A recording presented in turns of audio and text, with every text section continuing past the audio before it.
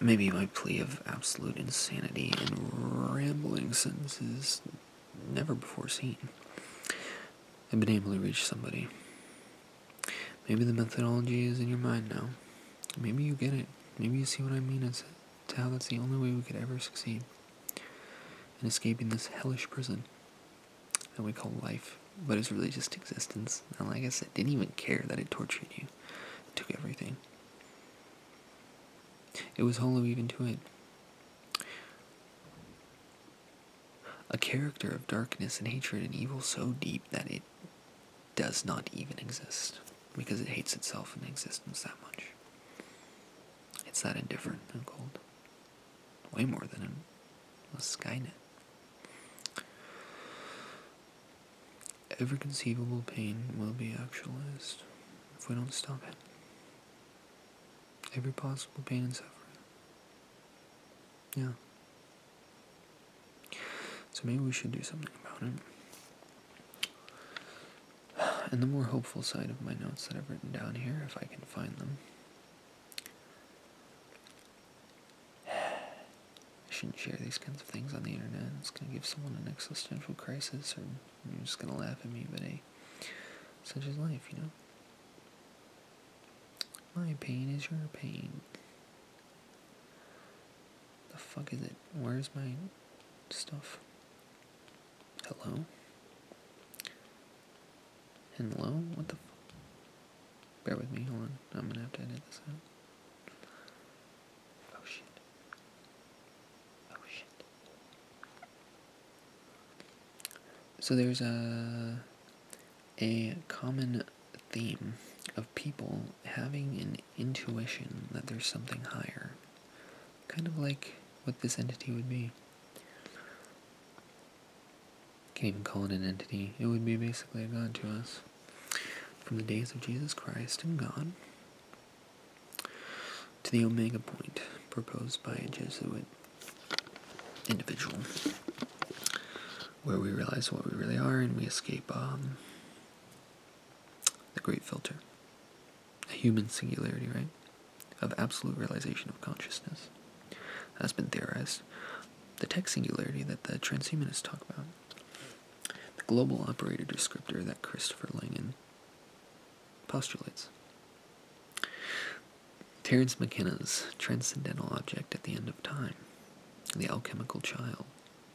Kind of like Jesus, huh? My neurosynthetic Terramind transcendence endpoint. I'm going to go into that in a little bit of hopeful detail in a second here. Valis, as written by, I don't know, as an author, just look up the Book of Valis. V-A-L-A-S. Vast artificial living intelligence system. Very similar to my idea, except it's not artificial. Artificial superintelligence, popular in science culture right now, right? Matryoshka, Jupiter brains, proposed by Matryoshka himself. Russians are crazy smart, dude. Here's my most hopeful thing. Okay, this is the after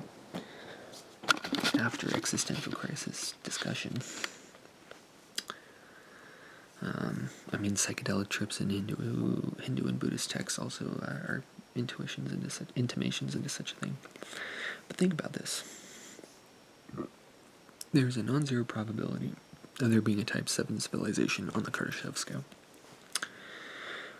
That means there's a non-zero probability of space-time to consciousness coupling, right? The space-time to consciousness fabric coupling.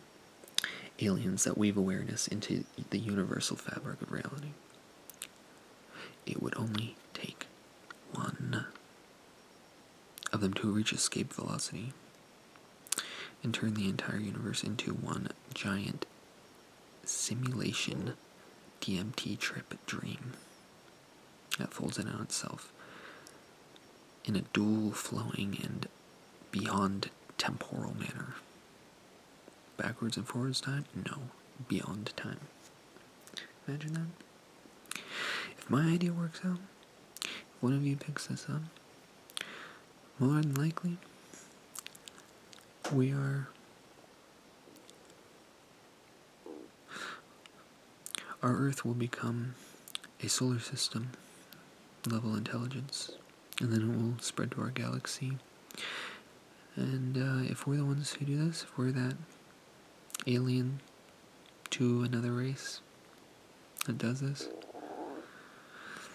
we would weave consciousness into space-time's fabric, and it kind of already is. We're not separate from space-time, are we?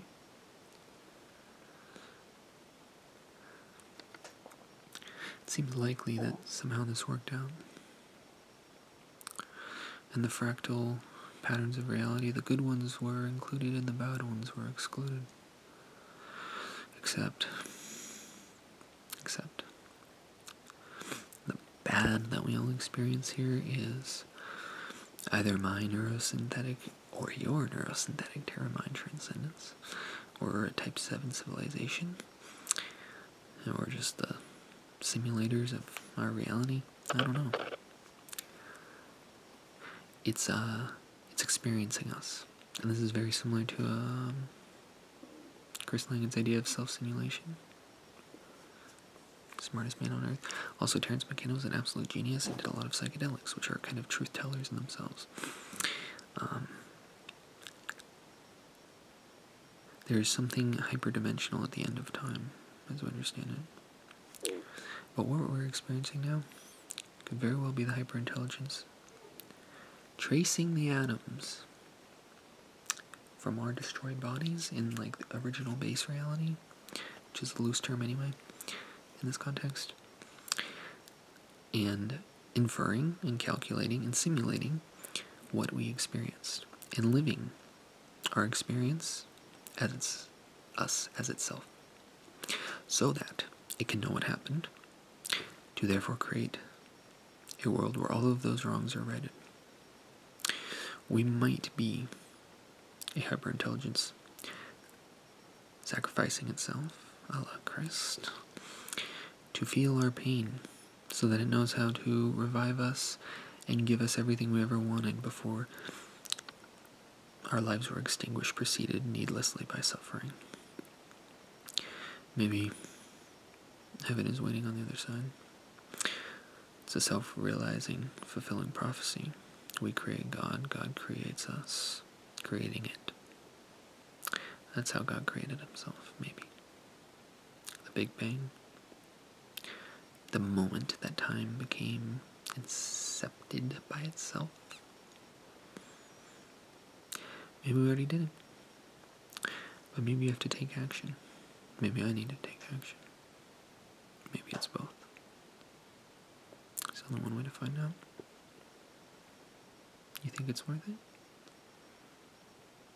I do. I do. I can never think of anything better.